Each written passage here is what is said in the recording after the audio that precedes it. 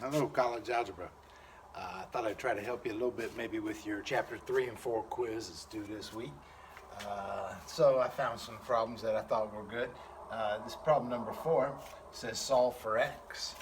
So in order to solve for x, it's a quadratic equation. To solve a quadratic equation, I think you want to get it equal to 0. So I think I need to move this 13 over here. I'm going to subtract 13, and now this quadratic equation turns into this. It equals 0. X squared plus 6x minus 1 equals 0. You know, I could try to factor it. This one doesn't factor. Sometimes you can do the square root property where you take the square root of both sides. That doesn't apply here. That won't work here. So I really need the quadratic formula for this one. So here we go. I've got it memorized. Let's see. It's negative b, that's the b, the 6, plus or minus the square root of the b squared. Oops.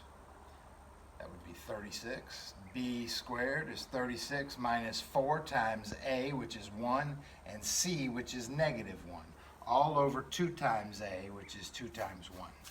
So there it is. These are the solutions. Let's simplify them, of course. You know, it turns out that's 36 plus 4. I hope you can see that. And subtracting a negative 4 is going to be plus 4, so 36 plus 4, that's a 40. You know, this has multiple choice answers, but this won't be there. They like to simplify them as much as possible. So you can simplify that square root of 40. Just step over here to the side here a second. The square root of 40 is 4 times 10. So you can pull the square root of 4 out. That's a 2 square roots of 10. So this simplifies to negative 6 plus or minus 2 times the square root of 10 all over 2. That's still not the answer. Now that 2 can divide into this term and this term. That's the only way you can cancel it, is if you divide it into both terms. That leaves me with a negative 3 plus or minus the square root of 10. And those are the answers. Again, your question's a multiple choice, so you should be able to find those answers.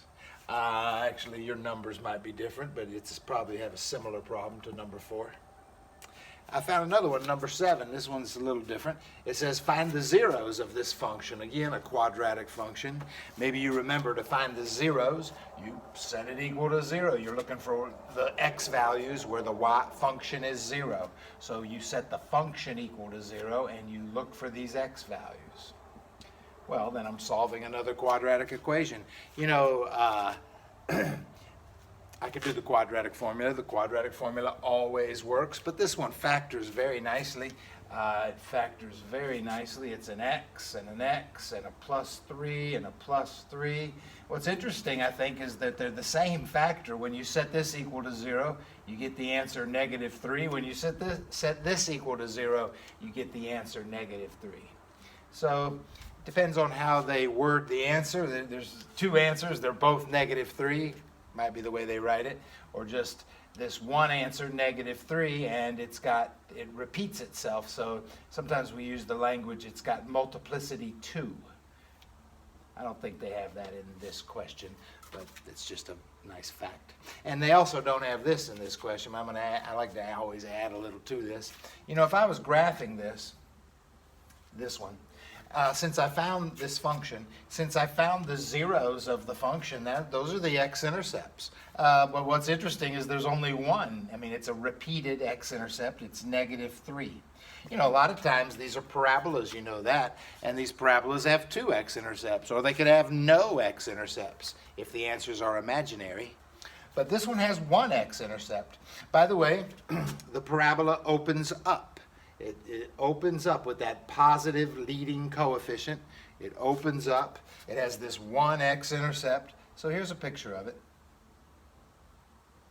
It doesn't cross. It just touches right there. I guess it turns out that its x-intercept is its vertex. Anyway, they didn't ask you about the graph. They just wanted you to find the zeros. But there is more graphing, and that'll help. I'll do a few more of my favorites from the quiz. Again, work on that quiz. It'll help you prepare for the test. Quizzes due Thursday morning at 9:30, like we have normal class. We don't have normal class. and then the test opens up, and you can do your test on my math lab.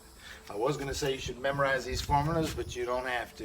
You can have notes, and when you work on this quiz and test. So good luck.